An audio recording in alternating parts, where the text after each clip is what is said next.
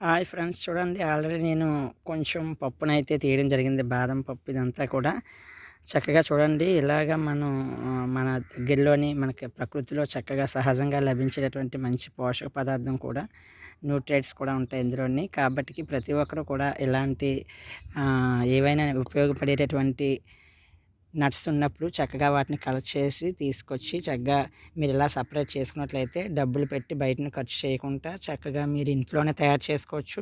ఇది healthy food కూడా. మరి ఇలాంటి ఎవరికైనా ఇళ్ళ దగ్గర బాదం పిక్కలు అవి ఉంటే, బాదం చెట్టు ఉంటే ఆ కాయలు అవి కలెక్ట్ చేసి ఒకవేళ మీరు వీలైతే నాకు అందజేయగలరని ఆశిస్తున్నాను. ఎందుకంటే నేనైతే తయారు చేశాను. ఇది తర్వాత కొంచెం పాలలో వేసి కలుపుకొని తాగితే మంచి హెల్తీ ఫుడ్ కూడా. కావాలి అంటే దోరగా కొంచెం వేయించుకున్నా సరే బాగుంటుంది. లైట్‌గా చక్కగా వేయించుకొని ఆయిల్ అది లేకుండా జస్ట్ ఆ పొట్టు తొక్క అనేది వచ్చేస్తుంది. తర్వాత దాన్ని మనం చక్కగా పాలలో వేసుకోవచ్చు. లేదంటే ఏదైనా రెసిపీలో కూడా మనం వేసుకొని దీన్ని తింటే బాగుంటుంది. ఓకే. Thank you friends. మీ అందరూ కూడా ఇలాంటి మంచి మంచి పనులు చేసి చక్కగా మీరు కూడా హెల్తీగా ఉంటారని ఆశిస్తున్నాను. Thank you.